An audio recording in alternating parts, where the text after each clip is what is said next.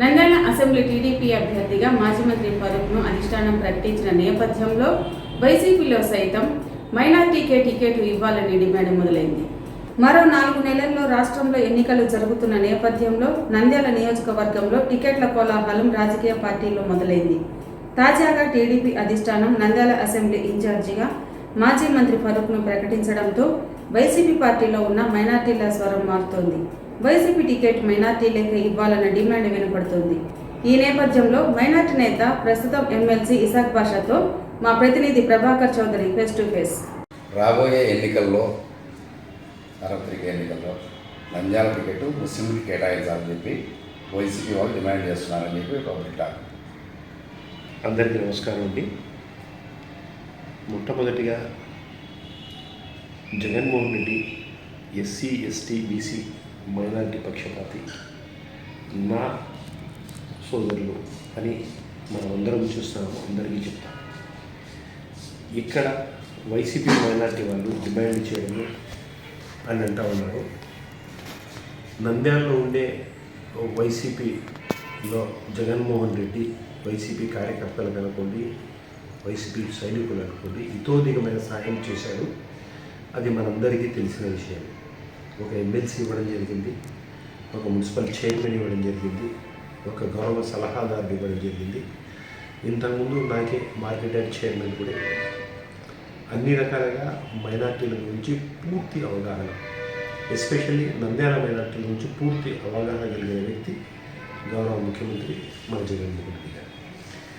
ఇకపోతే ఇక్కడ ticket demand చేశారు అని అడుగుతూ ఉన్నారు.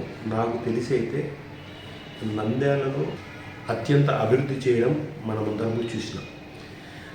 అన్ని రకాలుగా అభివృద్ధి చెందింది అంటే వైఎస్ఆర్సీపీ గవర్నమెంట్లోనే అని చెప్పాల్సిన అవసరం ఉంది. మా ఎమ్మెల్యే శిల్ప రవిచంద్ర కిషోర్ రెడ్డి అన్ని రకాలుగా పూర్తి అవగాహనతో ఒక విజన్ ఉన్న నేతగా అన్ని రకాలుగా డెవలప్మెంట్ చేసుకుంటూ పోతాం. సో ఇక్కడైతే నా అంచనా ప్రకారము పార్టీ మార్చాల్సిన అవసరం అయితే లేదు. జగన్మోహన్ రెడ్డి గారు ఏ నిర్ణయం తీసుకున్నా మా శిరోధారి సురక్షితులైన సైనికులకు ఆయన విజయానికి, ఆయనను ముఖ్యమంత్రిని చేయడానికి, ఆయన నిలబెట్టిన క్యాండిడేట్లు నంద్యాలలో ఎమ్మెల్యేగా ఎన్నుకోవడానికి మేము, మాతో పాటు మా మైనార్టీ ప్రజలందరము నిశ్చితంగా ఖచ్చితంగా నిర్ణయమై ఉన్నాం. కాబట్టి మాకు నంద్యాలలో వైసీపీ గెలుపు తథ్యము. అలాగే ఇంతకు ముందు కంటే ఎక్కువ మెజారిటీతో జగన్మోహన్ రెడ్డి ముఖ్యమంత్రి కావడం కూడా తథ్యం. నంద్యాలలో ముస్లిం సామాజిక వర్గం ఎక్కువ ఉంది. టీడీపీ ముస్లిం వ్యక్తిని అభ్యర్థిగా నిలబెట్టేందుకు ఏర్పాటు చేస్తుంది. ఆల్రెడీ ప్రకటించింది కూడా, అంటే ఇన్ఛార్జిగా ఫరూక్ గారిని ప్రకటించింది. ఈ నేపథ్యంలో మాకు వైసీపీ తరఫున కూడా ఖచ్చితంగా మాకే టికెట్ కావాలనేది ఎక్కువ మంది అభిప్రాయం. చంద్రబాబు గారిని గురించి మాట్లాడాలి.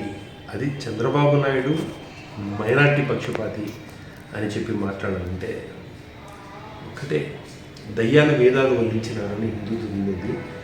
దానికి ప్రాక్టికల్ ఎగ్జాంపుల్ ఏంటంటే చంద్రబాబు. గతంలో మైనార్టీలకు ఎంతమందికి టికెట్ ఇచ్చారు? మా జగనన్న ఎంతమందికి టికెట్ ఇచ్చారు? ఒక్క టికెట్ ఇచ్చారు చంద్రబాబు. మా జగన్మోహన్ రెడ్డి 5 మందికి ఎమ్మెల్యే టికెట్లు ఇచ్చారు. అది మైనార్టీలో అక్కువ చేసుకున్నట్ల కాదు.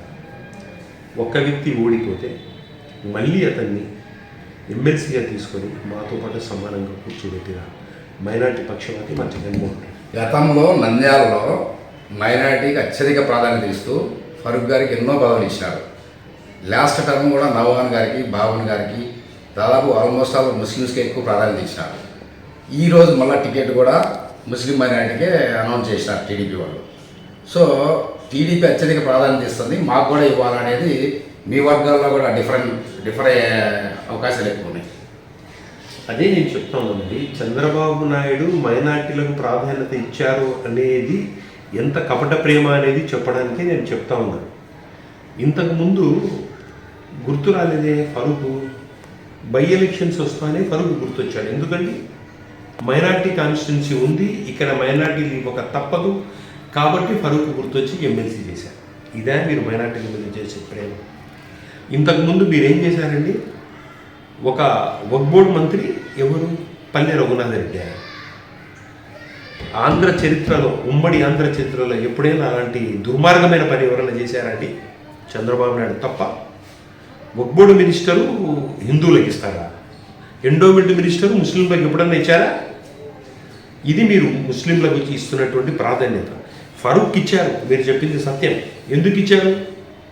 తప్పదు, ఇక్కడ మైనార్టీలు ఉన్నారు కాబట్టి తప్పదు. ఇప్పుడు కూడా మా జగన్మోహన్ రెడ్డి గారు గతసారి అంటే గత ఎలక్షన్స్లో 5 మందికి టికెట్లు ఇచ్చారు కాబట్టి మేము కూడా ఇవ్వకుంటే ఇప్పటికే ప్రజలు ఉమ్మేస్తూ ఉన్నారు మైనార్టీలు. ఇప్పుడు తప్పని పరిస్థితుల్లో మైనార్టీలను అక్కువ చేర్చుకోవాలి కాబట్టి కాంటుబట్ అంటారు కదా, కాంటుబట్ పరిస్థితుల్లో సీనియర్ ఉన్నటువంటి ఫరూక్ టికెట్ ఇవ్వడం చేయడం తప్ప ఇంకోటి ఏమీ కాదు. ఆయన చేసిన పనంతా అదే. మీరు చెప్పారు నోమాన్ గారికి పోస్ట్ ఇచ్చారు, బాబన్ గారికి పోస్ట్ ఇచ్చారు. ఎప్పుడంటే ఎవరిని ఇచ్చింది చూసుకోండి మీరు చరిత్ర. Only by elections. By election తర్వాత ఎవరు తాకి తెలిసినారా? వాళ్ళను తాకి తెలిసినారా? ఇంటర్వ్యూ ఇవ్వలేదు. ఇంటర్వ్యూ మాజీ ముఖ్యమంత్రి, మాజీ మంత్రివర్యులకు ఇంటర్వ్యూ ఇవ్వలేదు. వాళ్ళే అందరికీ చెప్పారు. ఇది వాస్తవం కాదా? ఆయన మైనార్టీలకు చేస్తాడా? మైనార్టీలతో ఉంటాడని చెప్తాడు, బీజేపీతో ఉంటాడని చెప్తాడు, బీజేపీతో కాదని చెప్తాడు. నేను తప్పుదని చేసినాను క్షమించండి అంటాడు, మళ్ళీ అంటాడు. మళ్ళీ వాళ్ళు మట్టి తీసుకొని వచ్చి కూర్చోబెట్టుకుంటాడు, మళ్ళీ కాదంటాడు, మళ్ళీ కాంగ్రెస్ తొక్కుతారు. ఎన్ని రకాలుగా ఎన్ని విధవేషాలను తన కుర్చీ కోసం అని చెప్పేసి ఏమి చేయడానికి రెడీగా ఉన్నటువంటి వ్యక్తి చంద్రబాబు నాయుడు. ఆయనకు ఏది కాదు. ఆయనకు కావాల్సింది ప్రజల మేలు, ప్రజల బాగు, బడుగు వర్గాల బాగు కానే కాదు. ఆయన కుర్చీ పదిలము. ఆ కుర్చీ కోసం ఎవరితో కలుపుకోవడానికైనా సరే, ఎవరితో విడగొట్టడానికైనా సరే ప్రాక్టికల్గా ఇదే జరుగుతోంది. ఇది చారిత్రక సత్యం. నంద్యాలలో మైనారిటీ వైసీపీ టికెట్ కోసం చాలామంది ఆశావాదులు ఇప్పటికే హబీబుల్లా కావచ్చు, మీరు కావచ్చు, మున్సిపల్ చైర్మన్ కావచ్చు, ఇంతియాజ్ కావచ్చు, వీళ్ళంతా పోటీ పడుతున్నారనేది పబ్లిక్ టాక్ ఉంది. దీనికి మీరేమంటారు? ఒకటి, వైఎస్ఆర్సీపీ ఎక్కడున్నా గెలుస్తూ ఉంది అనేది తథ్యం. కాబట్టి అక్కడ ఆస్పిరెంట్స్ ఉంటారు. కానీ మీరు చెప్పినట్టు మిగతా వాళ్ళు పోటీ పడతామన్న విషయం నాకు తెలియదు కదా. నేనైతే కాదు.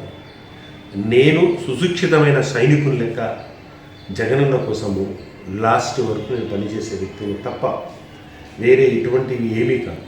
నాకు జగనన్న ముఖ్యమంత్రి కావాలి, నంద్యాలలో వైసీపీ ఎమ్మెల్యే కావాలి. దానికోసం నేను పూర్తి పని చేయడానికి రెడీగా ఉన్నాను. వేరే వాళ్ళ గురించి అంటారా? నాకు అవసరం లేదు. నాకు తెలిసి ఇంతియాజ్ అహ్మద్ సారు తెలుగుదేశంలో అనుకుంటున్నాను. మళ్ళీ ఇప్పుడు ఎప్పుడు వైసీపీకి వచ్చారో కూడా నాకు తెలియదు. ఆయన స్వవిషయం. సో నాకు వేరే వాళ్ళ గురించి అయితే తెలియదు. నేనైతే సుశిక్షితమైన సైనికుల లెక్క జగనన్న విజయం కోసం ఏ పని చేయడానికైనా, ఎంత వర్క్ చేయడానికైనా రెడీగా ఉన్నాను.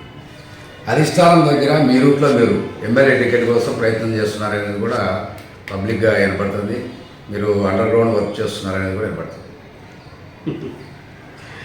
ఇప్పుడు ఊహలకు ఆథరైజేషన్స్ ఏముంటాయండి? మీరు ఇది ఊహిస్తూ ఉన్నారు, అది ఊహిస్తూ ఉన్నారు. నేను నాకు అత్యంత సంతృప్తికరమైన పదవి ఇచ్చాను జగన్. మార్కెట్ యార్డ్ చైర్మన్ ఇచ్చాను, పిలిచి మళ్ళీ ఎమ్మెల్సీ ఇచ్చాను. నేను ఊహించిన దానికంటే ఎక్కువ విలువ ఇస్తున్న వ్యక్తి, మైనార్టీలకు విలువ ఇస్తున్న వ్యక్తి, మా బాగుకోరే వ్యక్తి, మా పేదరికాన్ని చూసి మమ్మల్ని హక్కున చేర్చుకునే వ్యక్తి. మేము కౌన్సిల్లో చూసుకుంటే ఎంతమంది ఎస్సీలు, ఎస్టీలు, బీసీలు, మైనార్టీలు. ఇంతకుముందు అదే గత ప్రభుత్వాల్లో ధనవంతులు, బ్యూరోక్రాట్స్, పెద్ద బిజినెస్ మెన్స్ ఎమ్మెల్సీలుగా ఉండేవారు. వాస్తవం కాదు. ఇన్ని కోట్ల రూపాయలు, అన్ని కోట్ల రూపాయలు ఆ రేంజ్లోనే ఉండేవారు. ఈరోజు ఆ ఒరవడిని మార్చి పేదవాళ్ళు కూడా ఎమ్మెల్సీలు కాగలుగుతారని చెప్పేసి చేసి చూపెట్టిన, ప్రాక్టికల్గా చేసి చూపెట్టిన వ్యక్తి. ఒక మత్స్యకారునికి, ఒక చిన్న చిన్న వ్యక్తులకు ఎమ్మెల్సీలు ఇచ్చిన దయార్థమైన హృదయుడు, పేదల పెన్నిది మా జగనన్న. అటువంటి వ్యక్తికి నేను సదా రుణపడి ఉంటాను. ఆయన ఏ పని చెప్పినా నేను ఒక సుశిక్షణ సైనికుల లెక్క పని చేయడానికి రెడీగా ఉంటాను. అంతే తప్ప ఇది కావాలి, అది కావాలని ఆశ అయితే నాకేమీ లేదు. నేను ఏమంటారు, ఫుల్ఫిల్గా పూర్తి సంతృప్తితో ఉండే వ్యక్తిని.